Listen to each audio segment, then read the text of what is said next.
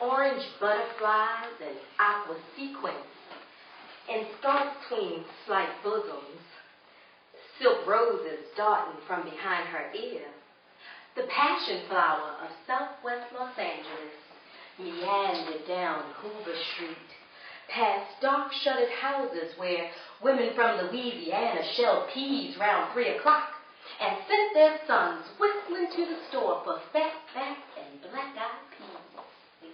She glittered in heat and seemed to be looking for rides even though she wasn't, and absolutely eyed every man that wasn't lame, white, or nodding out. She let a sigh slip from her skirt crossing the street and slowed to be examined. But she never looked back to smile or to acknowledge a sincere, "Hey, mama!" or to meet the eyes of someone purposely finding something to do in her direction. She was sullen.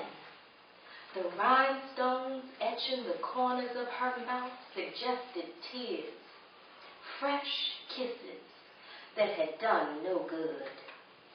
She always wore her stomach out, lined with small iridescent feathers. The hairs around her navel seemed to dance. And she never let on. She knew. From behind her waist was aching to be held. The pastel ivy on her shoulders to be brushed by lips and fingertips. Smelling of Jack Daniels and honey, she was hot. A deliberate coquette who never did without what she wanted. And she wanted to be unforgettable. She wanted to be a memory, a wound on every man arrogant enough to want her. She was the wrath of women in windows, finger and shave and old lace curtains camouflaging despair and stretch marks. So she glittered honestly, delighted she was desired, and allowed those especially scheming, tactful suitors to experience her body and spirit tearing, so easily blended with theirs. And they were so happy. They lay on her lime sheets full and wet from her tongue. She kissed them reverently, even ankles, edges of beard. At 4:30, she rose, moving the arms and legs that trapped her.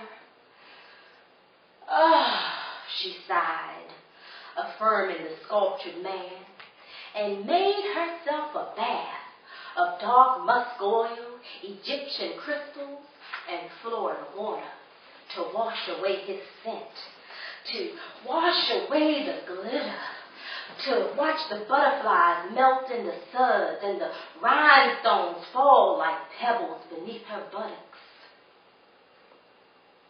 Laying in water, she became herself, regular, brown braided woman with big legs and full lips, ordinary. Seriously intending on finishing her night's work, she moved quickly to her suitor, laying on her pillows, and began. "You have to go now. I've lots of work to do, and I can't with a man around. Here's your pants. There's coffee on the stove. It's been real nice, but I can't see you again.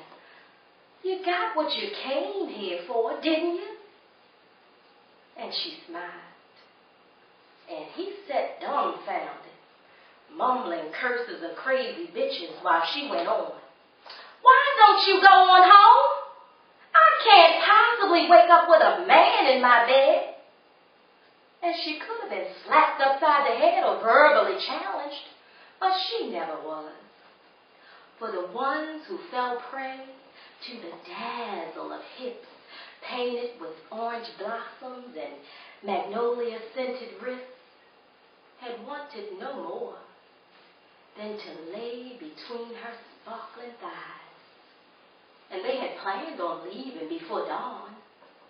And now she stood a regular colored girl, full of the same malice, livid indifference as a sister, worn from supporting a would-be horn player or waiting by windows. And they knew, and they left in a hurry. And she'd gather her jewels and tinsels from the tub, and she laughed gaily, vengeful. She kept her roses in the table by her bed, and when she was done jotting down the exploits of her evening in a diary embroidered with moonstones and lilies, she placed the rose behind her ear and cried herself to sleep.